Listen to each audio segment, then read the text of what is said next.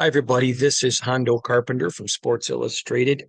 I am your Las Vegas Raiders beat writer. It's great to be with you. I need to adjust something real quick before we get too far into this, but I wanted to spend some time today. I normally try to have my podcast up in the morning. Um, and I am always try to do that. I have not done that the last couple of days because I'm here at the NFL owners meetings. I'm on Eastern time zone, as you know, here in Tampa at the JW Marriott and the Ritz Carlton. Um, but this morning had what they call breakfast with Antonio Pierce. There was breakfast served, but it wasn't like going to an IHOP or anything like that. And I felt it important to um, get that video up first before doing the podcast. So I appreciate all of your patience. If you have not watched Antonio Pierce's I think it was almost 35 minutes. Um, he was phenomenal.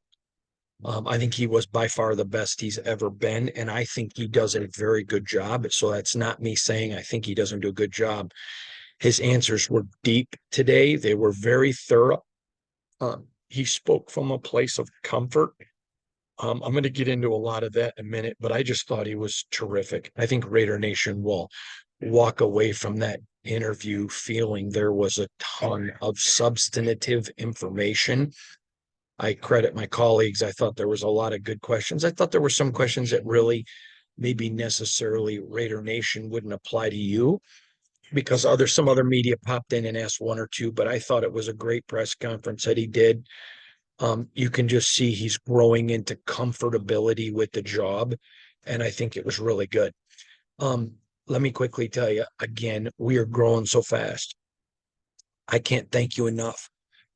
Please continue to hit the like, subscribe, share, the notification buttons. So every time we pop a video up, you're getting notified. But I just personally want to thank you. Um, we're here at the JW and the Ritz Carlton and covering here at the owners meetings. And I am very mindful that I work for you guys. I'm very proud to work for SI, very proud of my bosses. What a great company and great people. But I know ultimately I work for you guys, and me being down here and getting to cover this is because of the enormity of your response to our coverage. And so I try to once a week tell you guys, but I'm thankful for you.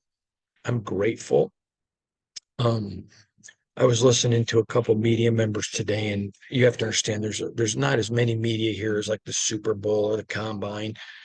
It's a much more I would say exclusive group. These are the beat writers that are just on the ground grinding every day. And was talking with some friends of mine. They're beat writers that cover other teams, not SI, and they were complaining about a couple things with their fan base. And they go, "Oh my God, I bet it's brutal with the Raiders." And I looked at him and I said, "Guys, I got nothing negative to say about Raider Nation. They have been very, very warm to me, very, very kind. Um, and I just want you to know that I just don't say this, on the podcast. Oh, I bet Hondo's just saying it. I say it behind your backs. I was raised by a dad who said, don't worry, but value what somebody says behind your back more than what they say to your face." And both of the guys that I was talking to said, "Man, I would have never thought that about the Raiders. Good for you." And it is. And it's a great organization. It's a great fan base. And I know you don't care about this. You care about me getting to the information, but I care. I think a heart of gratitude is really important. So I just want to thank you all. And please know that I'm being completely sincere. I appreciate you. Thank you for letting me be your beat writer, for providing you information, for doing the podcast every day. Someone asked me last night, "Why do you do a podcast every day?" And I said, "Because I get information every day and Raider Nation wants it." And it's just my pleasure. You guys are fun to serve. I tell my wife all the time, she makes being married to her fun. And you guys are that way. And I just appreciate you. And when I get to be around other media people and I hear about their experiences, it just makes me appreciate you. So thank you. I'm sorry, but I just feel very thankful for you guys. So let's dig in right now. Antonio today was exceptional, the best he's ever been, and not by a short distance.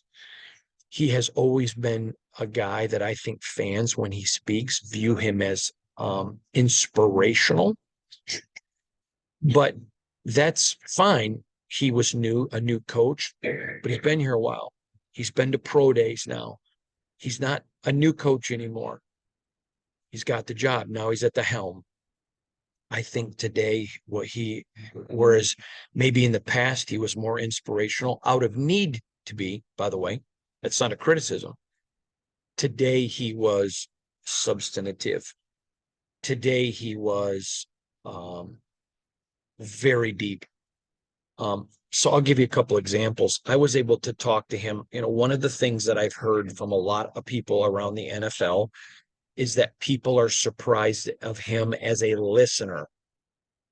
That surprises a lot of people. And again, I'm here at the JW Marriott, so you're hearing some of the coaches' kids go by, and you may hear some other media people or coaches or general managers or owners talking in the lobby, or music being played. I'm sorry. It is what it is. But when you heard him talking, so I'm going to give you some examples. Okay, so I'm hearing from people around the league that they're hearing from Raider people, and I've heard it too, that people are shocked of him as a listener. Out on the pro day circuit, I've been told by a couple of people who were at pro days with him that aren't Raiders, that have nothing to gain, people I've known for a long time, that said, man, he's a listener. One particular prospect told his head coach, who told me, he said, man, out of all the coaches, sorry, Mike Tomlin, the Steelers coach, just walked by. Of all the coaches, they were shocked that Antonio Pierce was such a good listener. And so as I'm hearing all this, and I'm asking people, and I'm garnering, and I'm sharing that with you. So I asked him today about it, about you being a good listener. And he really went in depth about how that came about with him. It goes back to Coughlin. It goes back to, other guys. It was just, again, very substantive. One thing that I love about Antonio Pierce, and you guys have heard me say this before, you might as well add this to your drinking game. I love genuine people. I don't have to agree with you politically. I don't have to agree with you on anything. But if you're genuine, you and I can get along. You and I can get along. He's genuine. And so he really opened up about what made him that way. Now, his players love it about him.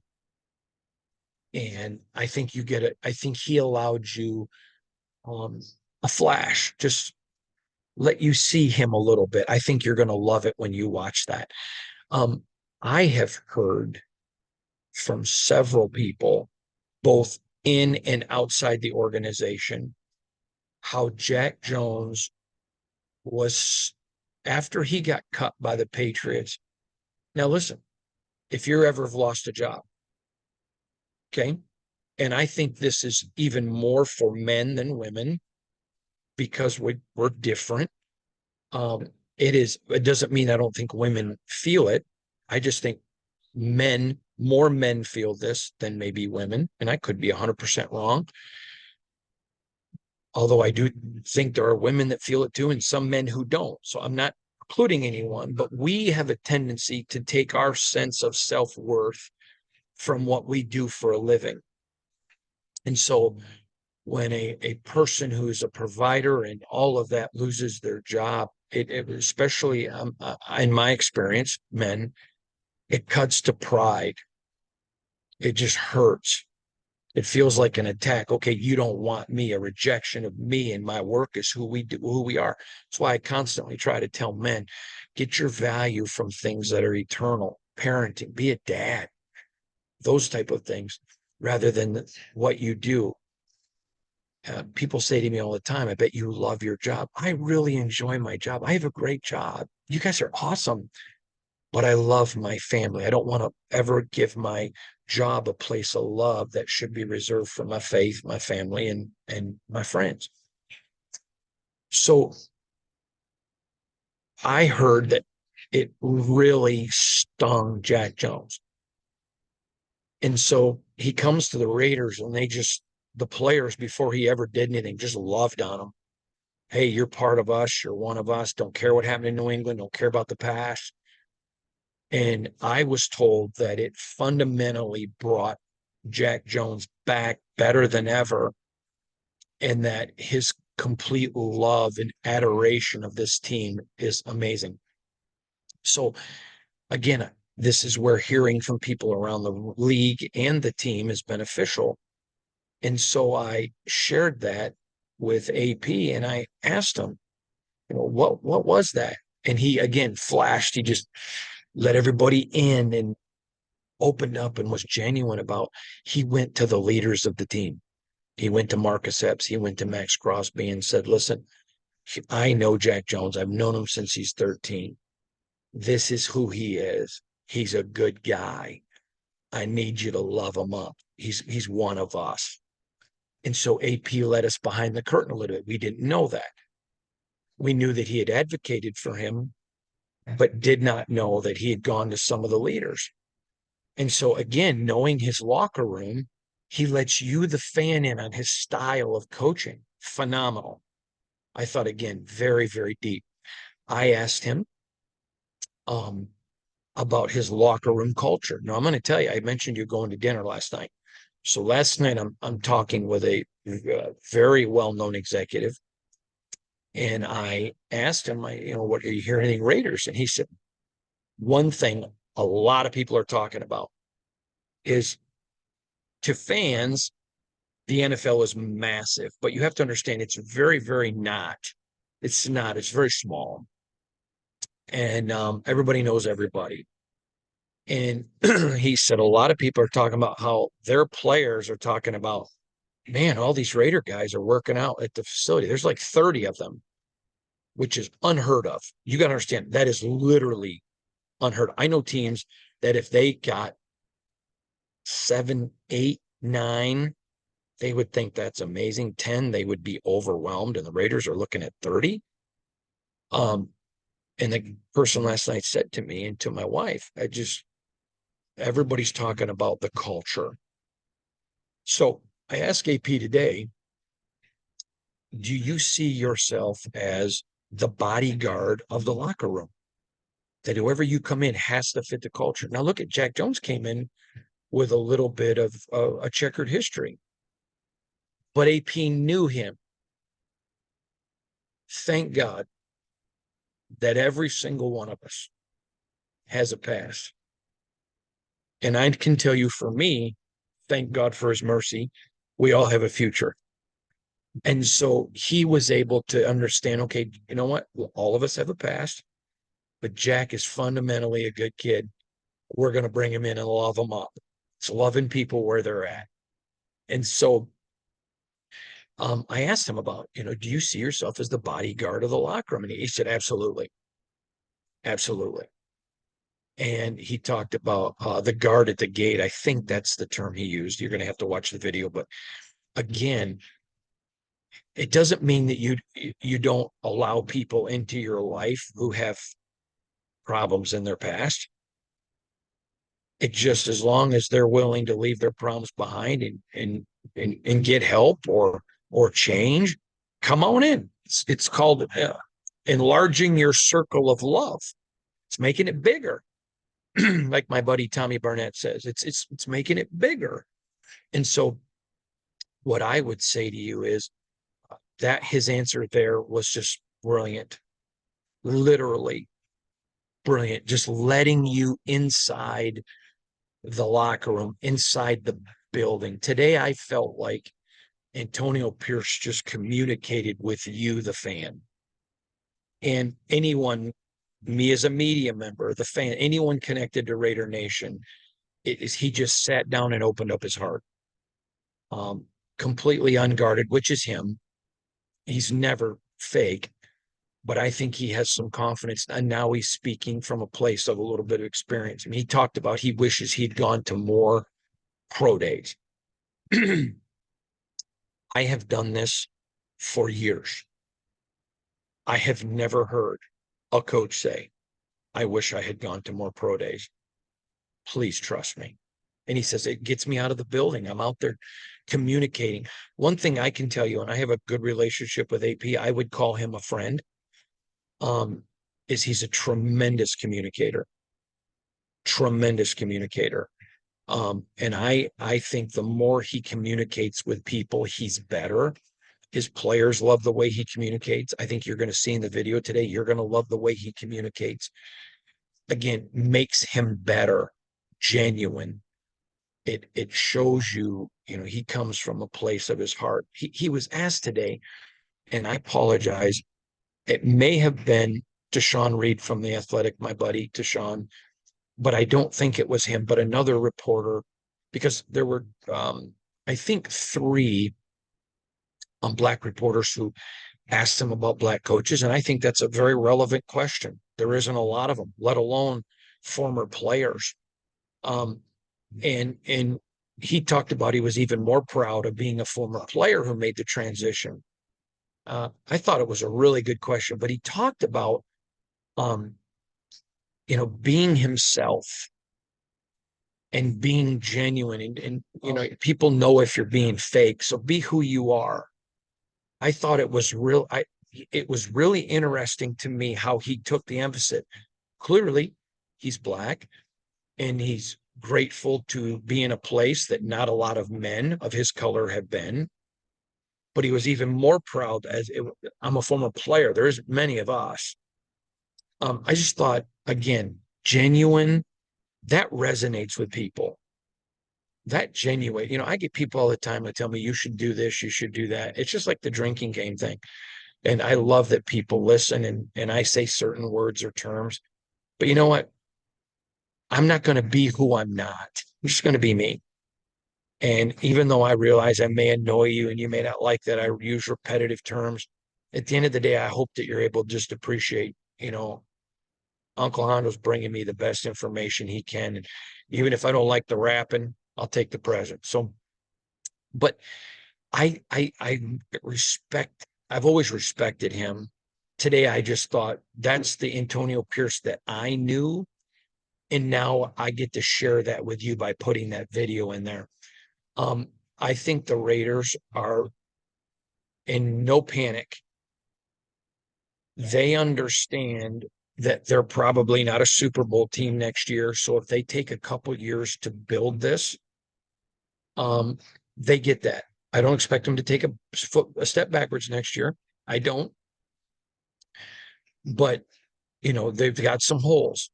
Okay. They need a wide receiver. They're going to need another safety. They're going to need another running back. They're going to need another quarterback. They're going to need a guard. They're going to need a tackle. There are needs. They need a corner. They still have some offers out to free agents. So even with the board set, and I talked about that yesterday, I think you're going to see this team as the focus all shift to the draft. And I mentioned yesterday, prices are coming down, and they are coming down. I think you're going to see this team get even a clearer picture. I said before, I expect the first round pick as of this moment to be either offensive line, defensive line, or corner. Terrion Arnold, to me, if they go corner in the first, it's going to be Terrion Arnold.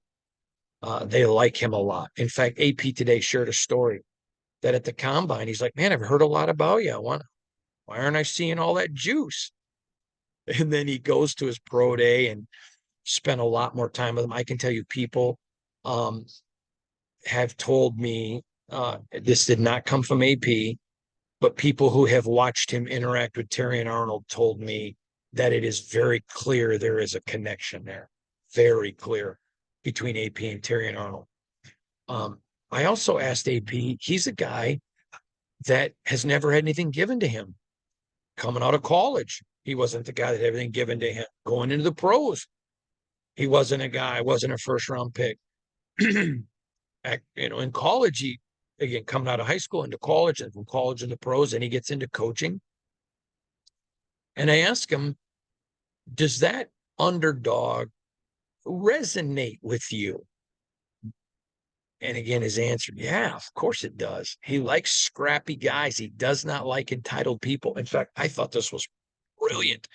He talked about why he likes to be at pro days. He wants to see, do guys think they're entitled? He hates an entitlement heart. He is a guy, he is a rugged individualist. Everything Antonio Pierce has done, he's done on his own. He has worked harder at everything. And every time somebody has undervalued him, he has made them look stupid. So if you're skeptical of Antonio Pierce, that makes complete sense. I don't think you're a bad person or a bad fan, but I would temper your skepticism because every time he has been in a situation, he has been underrated. He has succeeded. So we talked about that element. Now, another thing I want to ask you about, I want to talk to you about, I asked him about quarterback, and everyone's talking about Gardner and Aiden O'Connell, and I still think they're going to draft one. But Anthony Brown is on that roster of the Raiders. This is a kid that's mobile. This is a kid that brings some experience in this league. I know a lot of people are just kind of, because he was brought in late, all right, don't undersell this kid. Am I saying I think he's beating out Aiden? No. But am I saying he's going to get a shot? Yes. And he's talented. No, I don't remember who asked this, or I would credit them. It could have been Vic Taffer of The Athletic, good guy, by the way. Vinny Bonsignor, good guy of the Review Journal. But it was one of them, or it could have been Paul Gutierrez even of ESPN. That was the five of us, the five primary beat writers here. But one of them, it wasn't me, asked, about quarterbacks. Matter of fact, I think it was Paul Gutierrez now that I'm thinking about it, or Gutierrez, excuse me. But Paul, I believe, was the one who asked, what quarterbacks made your life miserable when you played? And he talked about Michael Vick was that kind of player, the mobility. And he talked about it forces you to play 11 on 11. He goes, you don't mind a Tom Brady who stays in the same spot. Now, here's a couple reasons why I really appreciated him.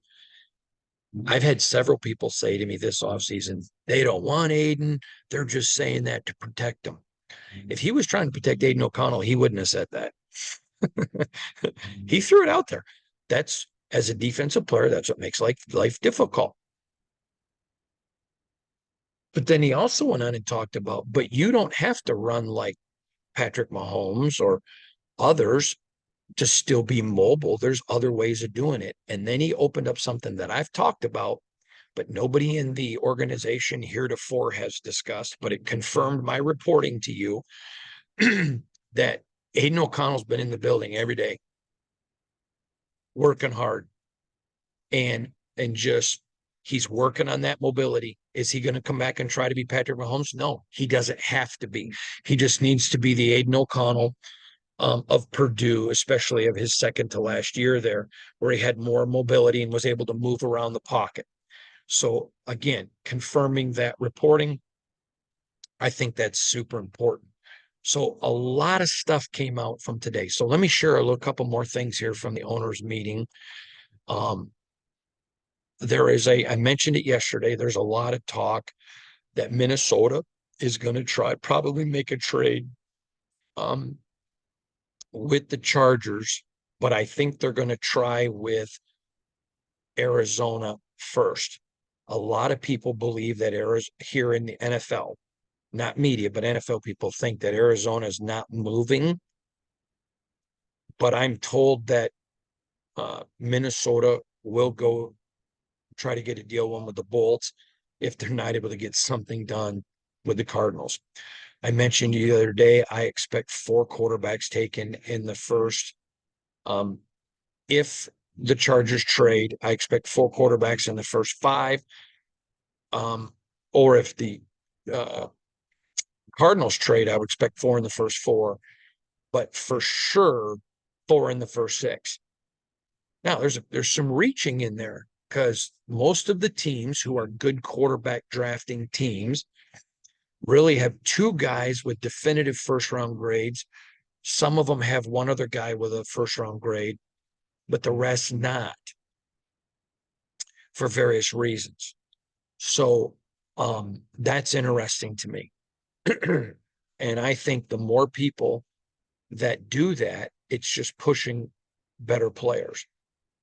Now, I think you're going to find the Raiders, if they're going with offensive tackle, they're going to be looking for those who are mountains, obviously, but they've got to be athletic. So as you're scouting offensive tackles, you're looking at guys who are maybe more athletic, can move their body a little bit more, not as static. And I think they're going to be looking for those kind of guys. I think the Raiders have to add a tackle and a guard. Now, a couple of other things. I think the Raiders really like Byron Murphy, universally considered the best defensive tackle in this draft. And I think when you take Adam Butler, John Jenkins, how important was that? Christian Wilkins, Tyree, and you add one more. You add a Byron Murphy? Come on now. Come on now. It don't take a donkey brain at midnight at old Tim Barn to figure out you throw Murphy into that room. Oh, dear Lord God. Man, that's going to cause some novenas to come up out of places like in Kansas City and Los Angeles and Denver. So that's pretty fascinating to me. But I think there's a lot of, I said before, I think they'll carry 9 defensive linemen at the least, maybe as high as 11. I do think 11 will be really high. I don't think 11. I think it's going to be that sweet spot for the Raiders is probably 10 on the defensive line. 10. It could go as low as 9. I really think 10 is that sweet spot just because AP loves defensive linemen, loves them. And because he knows he won a chip, a championship with a line that many believe one of the best of all time in NFL history from the New York G-Men. So a lot of things going on there. I think the Raiders, Terrion Arnold, I think is emerging as CB1, Byron Murphy, DT1. They could add a DE, could, emphasis on could. But offensive tackle. So tackle, D-line, tackle, D-line, or tackle, D-line, or corner is where I expect them to go. But there's a lot of moving parts here, a lot of excitement here tonight. It's going to be off the record, but we're having a reception. I don't know if you'd use the term party, but a very nice time tonight with the owners, coaches, and general managers. It'll be all off the record, so really nothing I can share from that. But it'd be good to continue to get background and see friends and all of it. So that's going to be great here from the owners meeting.